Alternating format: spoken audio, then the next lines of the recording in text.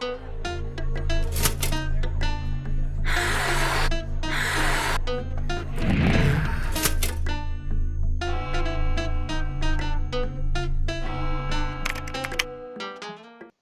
hello everyone, and welcome to the latest Oxplore live stream in the rather fun new surroundings of the Hive here at Saïd Business School. So I am Dr Tom Crawford. I teach maths here at the university, and I've hosted the last 3 or 4 of these. If you haven't seen them, totally check them out. They're awesome, not just because I'm in them. You know, the questions are really cool. The big question we're going to do today for you all is school the best place to learn? Now, as I said, we're in this new surrounding of the Hive, which means that you have various screens open on your computers. So we can see all of your names up here on this giant wall in front of us. We can't see you, so don't worry, all the webcams have been turned off, but we can see your names. And so when you send us questions as well, they're going to pop up at the side of the screen. So please do send in your questions during the live stream, and the best question will receive a prize. The most thought-provoking question, I should say, not the best, the most thought-provoking question will receive a prize, and you have until 4 p.m. today to send those questions in. So send them in on the chat during the broadcast, and then you can also send them in on social media, which is at Let's Oxplore, I think Twitter, Instagram, and I'm going to say Facebook. Right, so we better meet the panel who are going to be discussing, is school the best place to learn? So we will kick off with Sian. So Sian, do you want to introduce yourself to our audience? Yeah, hi, I'm Dr Sian Pooley, and I teach modern British history here at Oxford, and I'm interested in how schools have changed over time. So would I be right in saying, using what's happened in the past, we can learn about the role of schools and perhaps think about what role that has played in learning? Is that sort of, so, you know, historical and learning from the past, those kind of things, questions should be coming your way? Yeah, absolutely. Okay, fab. Right, Brooke. Hello, my name is Brooke Johnson, and I'm a geologist here in the Department of Earth Sciences and at Teddy Hall, or St Edmunds Hall if you're being fancy. I teach students how to read rocks and extract the story of the Earth from them in a variety of different places outside of classrooms. Awesome. So reading rocks. I'm instantly intrigued by this, and I notice you have rocks. So can we dive right in? Can you read a rock for us and for the audience? Okay, so this rock is a 1.3 billion year old bacterial colony that we found in northern Australia. It was 1.5 kilometers underground, and from reading this rock we can tell that the Earth was covered by shallow tropical seas. Average temperature was about 30 degrees, which is about twice as hot as it is now, even with climate change.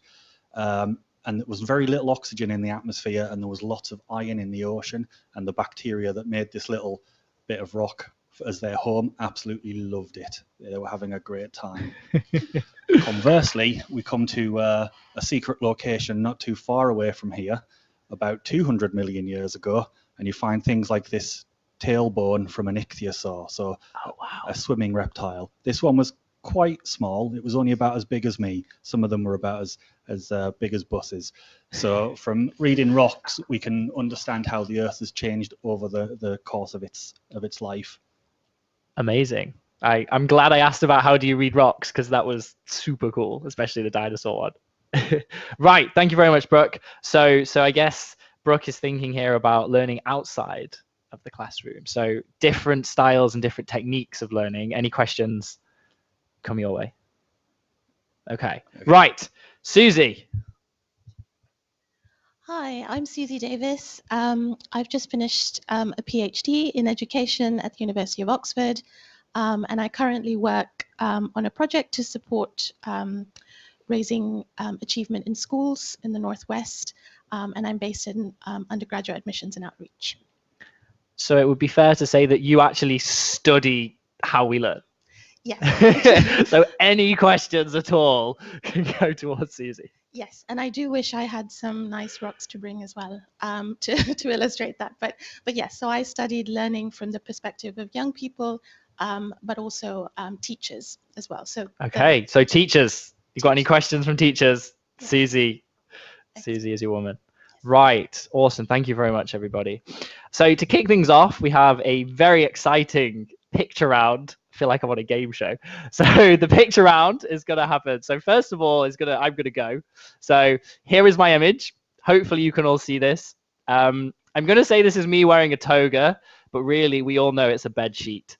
And the reason I wanted to present this image based on this question of is school the best place to learn is this is me performing at a science festival and doing a talk about ancient Greek mathematicians. Now, instead of just teaching and introducing the concepts and the mathematicians from ancient Greece, I'm trying to add an art of performance to this and really tell the stories. And so for me, a lot of what I do is going out to festivals and also into schools and trying to sort of bring the learning to life. So very different perhaps to what you would expect from a normal school lesson, or perhaps what you're used to from a normal school lesson. And so for me, one of the best ways I think to learn is by going to events and to performances and sort of really bringing to life what it is that you're learning about, which is hopefully captured by this photo. This is also, I should clarify, this is a completely accidental photo. So my mom took this, and I'm not meant to be doing this pose. This was just during the talk, and it just captured it, I think, quite perfect. I look like I'm about to go into song and dance. So, right, that is my contribution to the picture round. So I think, Sian, you're going to go next. So what have you brought for us? Yeah, so my picture is a historical picture. So this is a school about the time that Queen Victoria came to the throne. And what I think is really interesting about it is that it looks nothing like a school as we might think of it today. For a start, it's what we call a dame school. And the dame is the older lady who may have known almost nothing more than the children she was teaching. Secondly, it's in her living room. It's not in a school at all. That's her living room. And thirdly, there are hardly any books. And so this was a sort of education that's really fundamentally different to what we think of as education today. But this was an actual school. Yeah, that was an actual school, and it was thought to be a good school. So this was thought to be something which you'd admire as a good place to learn. Wow. So then I guess you touched on a few things there about the lack of books. Are there any other ways that the role of school has changed over time? Yeah, quite a lot. So I said there aren't many books. Also, most of the children at the school wouldn't have learned how to write. They'd have only learned how to read. They almost certainly wouldn't have known how to count at all. And they definitely wouldn't have learnt subjects like geography or history or French or any of these other subjects. And they're also really young. All of these children would have stopped going to school when they were perhaps most 9 or 10 years old. So there was no secondary schooling that would have meant that they'd kept on in school until they were 18. Wow. Okay. And in a living room. Living room. Okay, fantastic. Right. Picture number 3. I think this is going to be your one, Brooke. Yes, that looks like you, Brooke. Brooke, where are you? What's going on? So here I am in about 2 kilometers above sea level in the Canadian Rockies in northwest Canada. And I'm at a very world famous site called Fossil Ridge. And I'm holding a fossil of a creature like this. It's called a trilobite. They used to be one of the most common organisms on Earth. You'd find them everywhere. This one's from near Birmingham, from Dudley. But they went extinct a long time ago. And the one I'm holding there is about 500 million years old. And the top of this mountain used to be the bottom of the sea a long, long time ago when northwest Canada was on the equator. And so what I'm doing here is I'm learning about the ancient seabed and the ancient sea life, and I'm teaching about the ancient seabed and sea life, and to really understand Earth processes and how the world, basically how the planet works, and to get immersed in the story of how the world has developed over these billions of years. The best way to do that is to go out to these places and get your hands on them. So I'm actually stood on a 500 million year old seabed there. And what's really special about this place is it's not just the hard parts that get preserved, it's the soft, squishy bits as well, which is really rare. So I could also see what that trilobite had eaten for dinner just before it died. It really liked clams. And so that's really the best way to do this, because we can look at the mountains around us and understand how the seabed got lifted up from below the sea to 2,000 meters above sea level. And it was also just like a really cool place to go and visit and see. Yeah, saw some bears and some really, really grumpy goats as well. Okay, awesome. So just to follow up on that, you mentioned, you know, learning outside of the classroom. Now, I'm guessing you think this is pretty important. Would that be fair to say? It definitely is. If you're going to study something like earth sciences or things that the kinds of things that happen outside or in different places, then it's definitely really helpful to go out to those places and see them firsthand. Mm-hmm. So you can tell someone about how like continents collide and fold rocks and turn them into mountain ranges, but you don't really understand it until you go out to one of these places and realize that this 2-kilometer high mountain is in fact just one big fold in the earth like that. And so that's really kind of like helps hammer that home, and being able to touch it, and because we're geologists, we like to chew the rocks as well and sniff them and smell them and lick them as well, which all gives us information about the rocks. We don't just do it because we're weird. So let me just get right. So you read rocks, Yeah. you chew rocks, Mhm. you sniff rocks. Yeah. Okay, wow. That is commitment to the cause, I think. That is. I can prove it to you right now. One of the things that works. Do you want to go? I mean, I particularly, I don't personally want to go, but if you're gonna, Come on. I'll go on then. Go Right. on. Well, can Okay, you tell so- what am I meant to get when I lick so- this rock? so- Or is this just a complete like wind up? No. All right. I promise. Lick that bit of bone there, just where like there. This bit there. No, that bit there. That bit there. Yeah. You might notice how it feels just gently. Feels slightly sticky. Yeah. Okay. But then it's fine. Don't worry about All it. right. Yeah. No. It's been dead for 200 million years. There's probably not any meat left on it. Okay. Yeah. It was a And little then- bit sticky. But then if you And then- if you stick your tongue on that one, you'll feel how it's like really smooth and it doesn't stick. Okay. No, they feel different. They Yeah. 100% feel different. Like. So yeah. you can instantly there use one of your senses to tell the difference between something that's bone and something that's like sediment. But if you Okay. had a sediment that was sticky and a sediment that wasn't sticky, that sediment that's sticky has loads of holes in it. So you know the porosity of it, and then you Mhm. start to understand the things that have happened to that rock. Why is this layer porous? Why is this layer not porous? Well, I didn't expect to be licking rocks today, but there you go. Thank you, bro. Okay, right. And on that bombshell, let's go to picture number 4. So, Susie, do you want to tell us about your picture? Yes. Although I just realized if anyone after us, like hundreds of years from now, found these rocks, it'd be interesting if they could kind of see, this rock was licked by someone during an Oxplore live I'm guessing stream, I'm probably not the perhaps. first person you've done that to, Brooke, but Yeah. anyway. It's probably being licked by, it's from the 1800s, that specimen. It's probably licked by generations of students by now. Including you now, Tom. Yeah. Right, Susie, Yes. I think I can see what I think is a fox, so Yes. please fill us in. And this is a fox that it's a stuffed fox from the Natural History Museum here in Oxford. And I chose this picture. I think this is a good picture to show how school isn't just about acquiring new knowledge, about people, about places, and so on, but it's also about the social and the emotional side of learning. And that's one of the benefits, I suppose, of going to a good school. You're able to socialize with other people, talk to other people about your learning, and also importantly, the relationships between teachers and students are quite important there. And it's not just, amongst the student community. And also learning takes place not only for young people, for students, but also for teachers, and everyone is learning at the same time, learning different things perhaps. And so here, I guess this picture is illustrating how school or learning can mean different things in different contexts. And it doesn't necessarily have to be, a building with different classrooms where everyone's together. A school can mean different things. Awesome. Thank you very much. And I'm assuming that's not a real fox if it's that well behaved. It's very well behaved, and yes, so it's stuffed, I think. Yes. Okay, so it's a real one, but it's okay. I got you. Yes. It's not alive. And there are a number of these stuffed animals in the Natural History Museum that you can stroke and talk to Oh, if wow. you want. Yeah. Okay.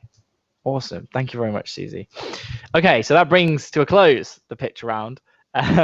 So now, this is definitely like a game show. We go into the student poll. So you guys watching are going to vote on a question. Well, this is going to be the first of two. There will be a second one at the end, which will be the big question. But we have an intermediary question for you now. Now, the question is as follows. And you'll be able to vote by just clicking on your multiple choice answer on your computer. So the question is, will school as we know it exist in 100 years' time? And your options are yes, no, and maybe, but it's very likely to be different. So I'll give you about 10 seconds or so to have a vote. We will just get up the question for you all. Bear with us a moment. So as I said, you will have these three multiple choice options. There we go. So A, so will school as we know it exist in 100 years' time? A, yes. B, no. And C, maybe, but it will be different. So please cast your votes in true Ask the Audience style, and we will reveal the results, and then we will discuss the results with the panel. So I'm going to give you a few more seconds. Hopefully we've got some votes coming in. I can't tell until the results pop up. So 5, 4, 3, 2, 1, and we're closing it. That was quite fun. Right. So the poll has ended. Wow. Okay. So nobody thinks that school as we know it will exist in 100 years' time. That surprises me. That surprises me. Okay, we've got 9% saying no, it will not exist. So in other words, it will change. And then 54% sort of on the fence with maybe, but it will be different. So panel, first of all, I guess same question to you all. And if you want to tell us what your answer would be and maybe why. And then if you want, comment on the results if yours perhaps differs to our audience have said. So, Sian, we'll start with you, and then we'll just sort of go through in order. So, will school as we know it exist in 100 years' time? So, I'm a historian. So, if I wear my historian hat, I would say if we go back 100 years from now and we looked at the schools that we had 100 years ago, they are almost identical to the schools we have today. Lots of your schools will be in buildings that were built 100 or more years ago. And in terms of a basic curriculum that you're studying, almost all the subjects that you're studying would have been studied by children 100 years ago. And almost all of the experiences that you're having in school, actually, they would also happen for children who are at school 100 years ago. So I will be within the 0% and say, actually, yeah, they will exist in 100 years' time, and they won't be that different. Okay, thank you. Right, Brooke. What do you think? No. All right. So, okay, this is good. You're both not going maybe. I like this. We've not gone with the crowd. Okay, so why do you think no? Well, I guess sort of no, maybe. But the world's changing faster than it's ever changed before. So the rate of change between sort of now and a few years ago is bigger than the rate of change between now and 100 years ago in terms of society and the environment and just everything that's going on. So it can't continue to exist in the exact same way that it does now. Mm-hmm. And I think it's going to have to change in order to keep up with those changes in wider society. This is quite a difficult question. Any ideas how it might change, or if you know, based on what your thought process? When I worked, lad, back in the day, we didn't have computers in school. Well, we had one, and it was in a big metal cupboard, and it had floppy disks this big, and you had to wind a handle to turn it on. But now I've got a supercomputer that's just my phone. So integrating more technology into classrooms, so you can do things like virtual field trips. I guess that's really on brand for me, but virtual field trips. Visit places you wouldn't even normally get to visit, say like, I don't know, a coral reef, for example, those kinds of things. More integration of technology, because technology is like intertwined with our lives now. There's no way around it. So So I remember floppy disks, but I don't remember computers with big wind-up handles. So, but you're right. Yeah, no, of course. Like you said, I think technology is going to play a very big role there. Do you have anything to add from a historical point of view? Because of course, I guess technology is certainly now different from 100 years ago. But you've said in general, school is the same. Do you have anything to add to that, maybe? Well, I guess that even though you think about technological change over the last 100 years, it's been huge. And actually, schools are still pretty much the same. So even with that technological change, probably people are still in those same classrooms as you were at school in, but just using different things to learn with. And so I reckon perhaps the schools will stay put, even if the things that are learnt within them and the technologies that are there might change. Yeah. Right. Susie, you so far we've had a yes from Sean, a no from Brooke. What are you thinking? I'm gonna go for maybe. Woo! We got the full set. Right. So you're agreeing with the crowd as well, which is nice. So maybe, but it will be different. Please tell us more.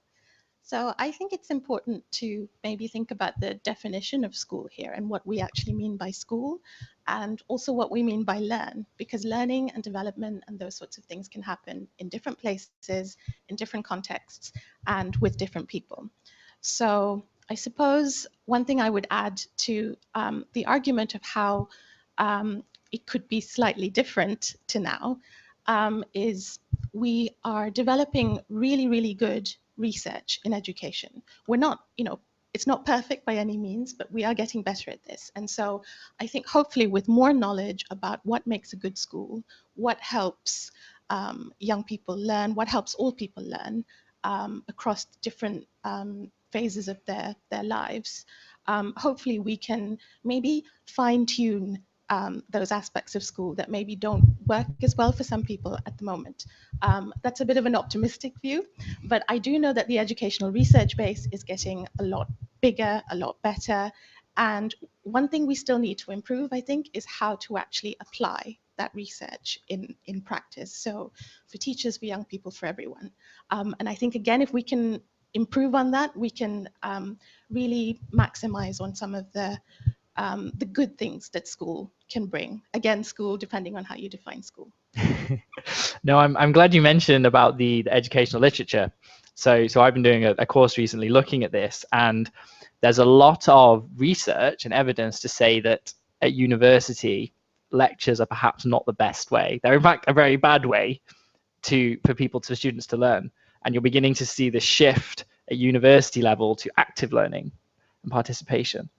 So have you seen that within schools yet, or do you think that might come in the future? Like, what are your thoughts on that? Yeah, that's a good question. I've seen mixes of that. And I think, again, the important thing to be aware of there is if you have anything like active learning or any kind of learning, the person who is doing the learning has to know how to learn and what learning actually means. And so things like being aware, it's called metacognition, for example, like being aware of how you're learning, what you're learning, what is most effective for you as a learner, for example. Something like self-regulation, how important is it for you to, for example, sit in one place and, for example, go through Oxplore, a whole question by yourself. Highly recommended, by the way. Highly recommended, yes. And so, yeah, I think it would depend on those things. Yeah. Okay, awesome. Thank you very much. Right, and thank you everyone for taking part in our vote. So we didn't get 0 for yes to the end, so which is good. We've got a range of things. Right, so this now takes us to the next part of the live stream / game show, which is the audience questions. So I can see we've had a few already, so thank you very much. Keep sending them in. We're now going to put them to our panel. We've got about 15 minutes, so we can get through quite a few. And to kick us off, actually, I'm going to throw this one at Brooke. So, Brooke, so what was your school experience like? I really enjoyed primary school, and that was a lot of fun. I didn't enjoy secondary school at all. It was 5 incredibly boring years of my life. I didn't didn't have any very good teachers. School weren't interested in helping me, and so I just ended up failing all of my GCSEs and didn't do any A levels. So I didn't enjoy my school experience in the slightest bit. And then I ended up working in a variety of jobs after leaving school. So I've done everything from working call centres to I used to work in a crisp factory making crisps. So if you've ever eaten McCoy's crisps, then there's a good chance that I made them for you. But I've always enjoyed learning. It's just I didn't enjoy learning in school, and a lot of the stuff I wasn't interested in, and it wasn't taught in a way that was engaging, because having good teachers makes a huge difference to learning. If you've got a good teacher, you can take a boring subject and bring it to life. If you've got a bad teacher, you can take an exciting subject and just destroy it. So I've always enjoyed learning, and then eventually I went back to university and did that online as a distance learner to the University of London, and that's what led to me coming to Oxford to do a PhD, because they said you can do this thing called a PhD, and I thought, hey, sounds all right, that. So I didn't enjoy that kind of learning. It just doesn't work for me. That kind of learning. I like to pick things up and look at them and draw pictures, and like just learning lists of stuff is like, no thanks. But if you can turn it into a story and I can interact with it in other ways and turn it around in my brain or my hands, then that's the kind of learning. And that's, I think, one of the issues there is with especially modern secondary schools is they're kind of trying to make humans which have different brains and work in different ways all fit into one very strict box. And when you get anyone who doesn't fit within those guidelines, then they don't know how to deal with it unless you've got like a super cool teacher who knows how to do all that stuff.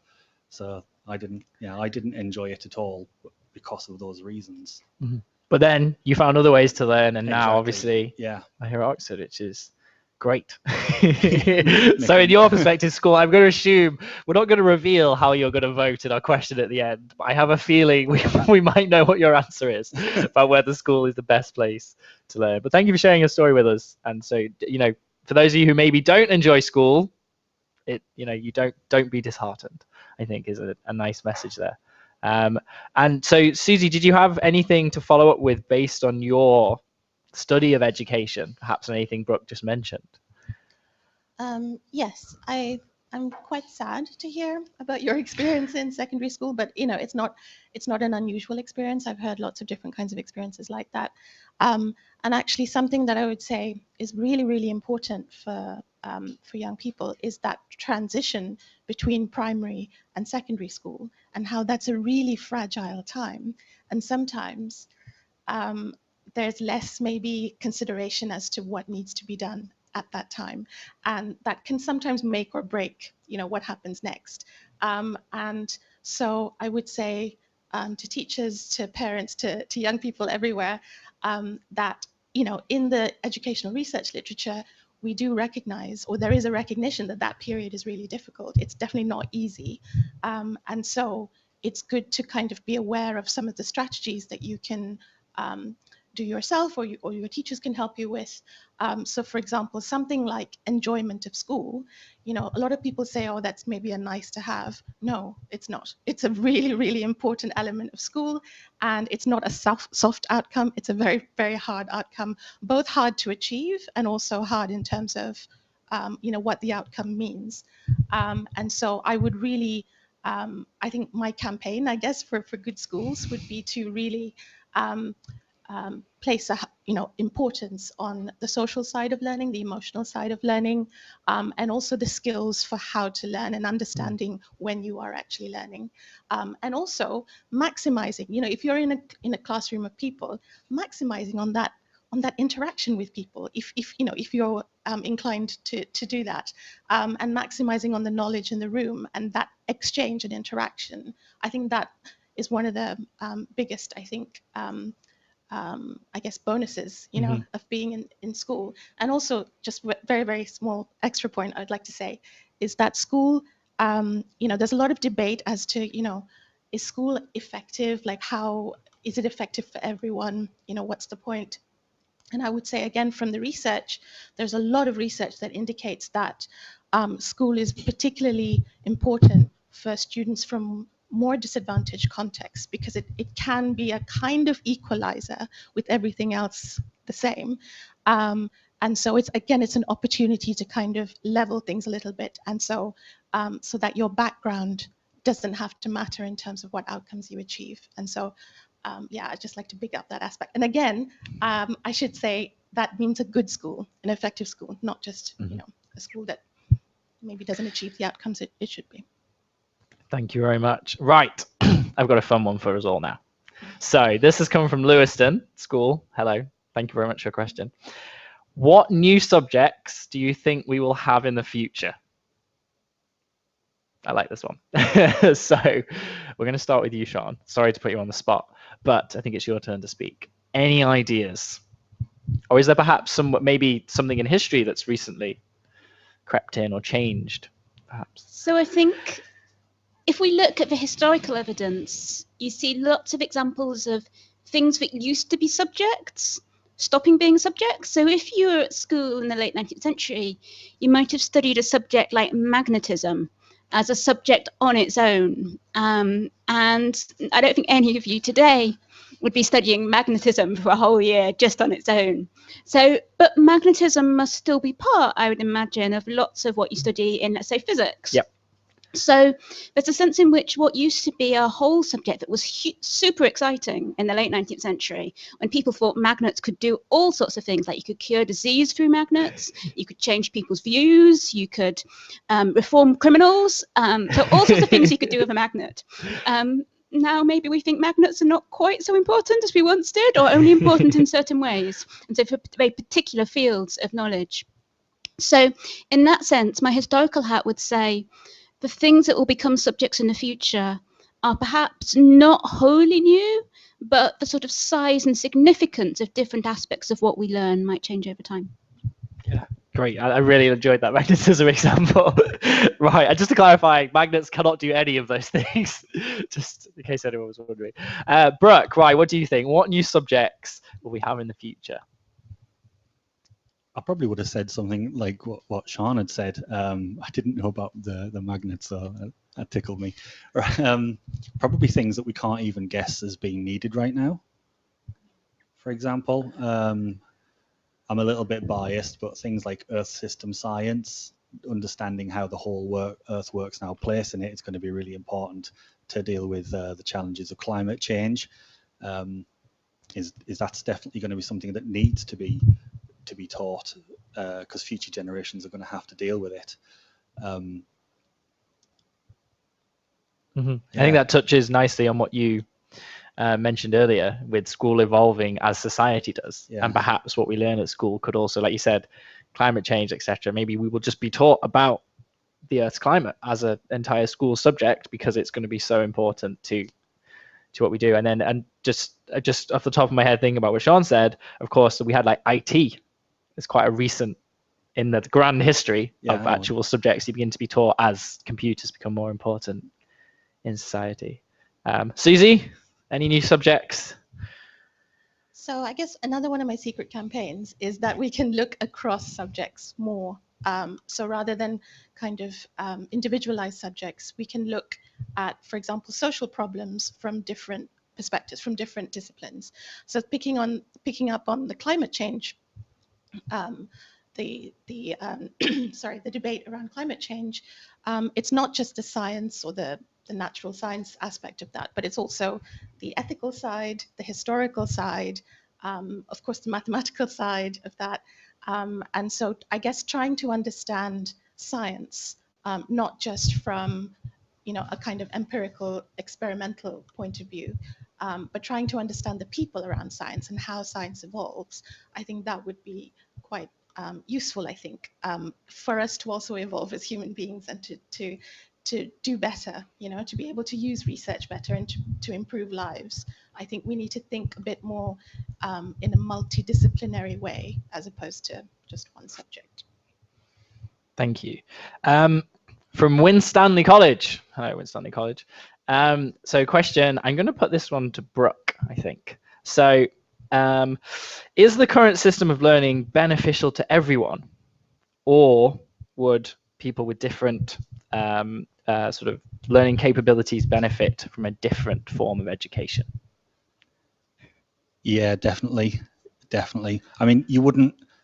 There's a cartoon I saw a while ago where a bunch of different animals were tested to see who was the best animal, and there's a monkey, an elephant, a snake, and a shark, and they get asked to climb a tree. So you wouldn't do any other kind of like test the same way. It just boggles my mind that people are people are expected to kind of all follow this same route and then be tested on it in this standardized way.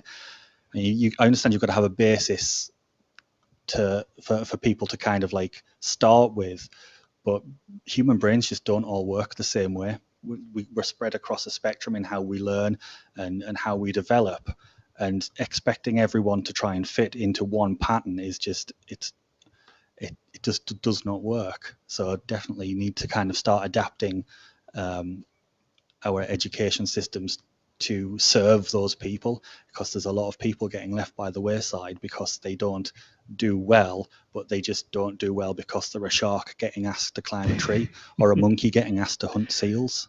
Mm-hmm. Yeah, that's a nice example with the cartoon, actually. I'd love to see a shark try to climb a tree. That'd be something. Right, so a question for you all again here, and this one's coming from me. So of course, through your various roles in the university, you've been involved in some form of teaching yourselves. So what have you learned from teaching others?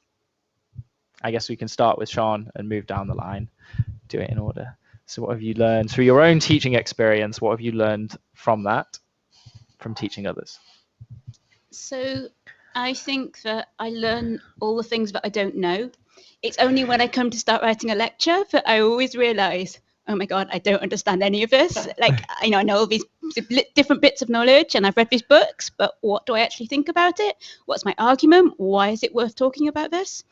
And for me, I only work all of that out when I start to write it down and to form it into some sort of argument and to try and explain it to somebody else. So if I didn't teach, I would be even more ignorant than I am as it is. Right. Brooke, same question. What have you learned from teaching others?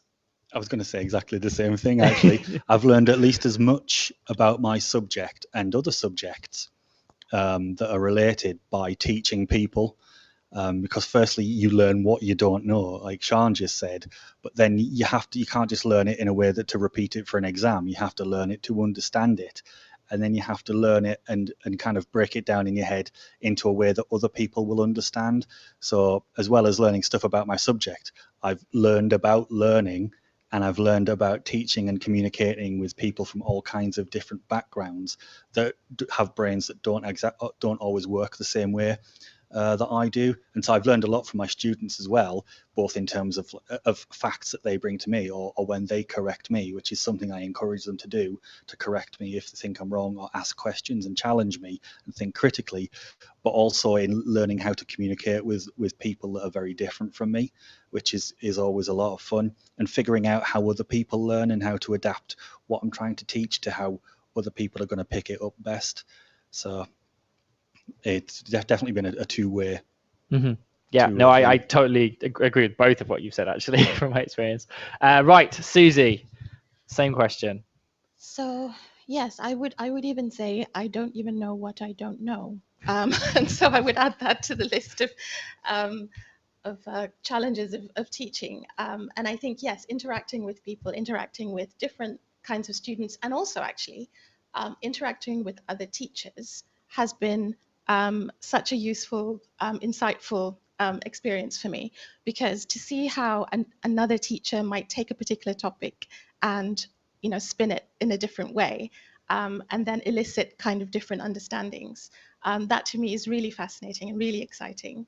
And yes, I guess again using the kind of energy and knowledge of the group, that's something I've really learned to try and maximize, because it's not every day, I guess, that for example, for the students, for the people that I teach who come to learn a particular piece of software, it's not every day that we get to be together in that room and talk about this one thing. And so I guess having that focus, being able to really, ask some critical questions about the particular topic that we're studying, that seems to be a massive benefit of the whole setup of teaching. Teaching and learning. So I really enjoy that. Mm-hmm. Right. It's time to answer the big question, panel. So the question, just in case you had forgotten, is school the best place to learn? So again, we're going to go through in order from the three of you. So everyone watching, the audience, you can all vote. So is school the best place to learn? A, yes. B, no. C, maybe. D, it depends, with some other various caveats. So please do vote. And whilst you're doing that, we're going to briefly get the answers from the panel. So in about 30 seconds, Sean, what's your answer and why? Is school the best place to learn? Sorry. I think I would go with D. So it depends on what you want to know, and some types of learning benefit from going beyond the school gates.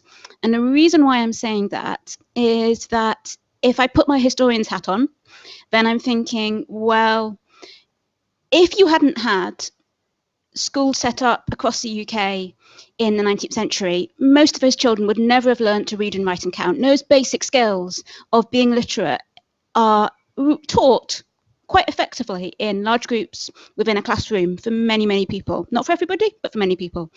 But actually understanding and forming your own ideas and developing your own passions, that's something that goes on best outside the classroom. And if we think about how children in the 19th century used the tools of literacy that they learned in the classroom, they used them through writing into newspapers and writing poems and making jokes and doing all sorts of things which their classroom definitely didn't want them to do.